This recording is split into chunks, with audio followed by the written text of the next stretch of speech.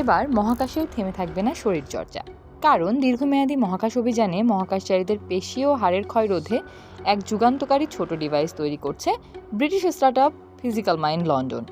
বর্তমানে আন্তর্জাতিক মহাকাশ স্টেশনে ব্যবহৃত ভারী জিম সরঞ্জামের বিকল্প হিসেবে এই অত্যন্ত কার্যকর যন্ত্রটি উদ্ভাবন করা হয়েছে, যার নাম দেওয়া হয়েছে HIFLM।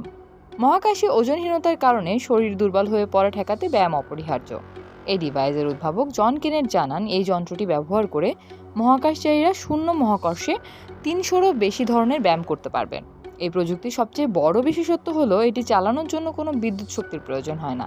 এটি এমনভাবে মেকানিক্যালি ব্যালেন্স করা হয়েছে যাতে লাফানোর ফলে মহাকাশযানে কোনো শক্তিশালী কম্পন বা অনাকাঙ্ক্ষিত চাপের সৃষ্টি না হয়। ইউরোপীয় মহাকাশ সংস্থা এবং ইউকে স্পেস এজেন্সির সহায়তায় ডিভাইসটি বেশ কয়েকবার প্যারাবোলিক ফ্লাইটে পরীক্ষা করা হয়েছে।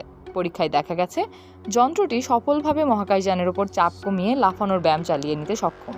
মজার বিষয় হলো, যন্ত্রটির কার্যকারিতা যাচাইয়ের জন্য পরীক্ষা দলে একজন কৃত্রিম পা বিশিষ্ট ব্যক্তিও অন্তর্ভুক্ত ছিলেন, যাতে সাধারণ নভোচারীর পাশাপাশি প্যারা অ্যাস্ট্রোনটদের উপযোগিতাও নিশ্চিত করা যায়। নাসার তথ্য মতে, মহাকাশে সুস্থ থাকতে একজন নভোচারীকে প্রতিদিন অন্তত 2 ঘন্টা ব্যায়াম করতে হয়।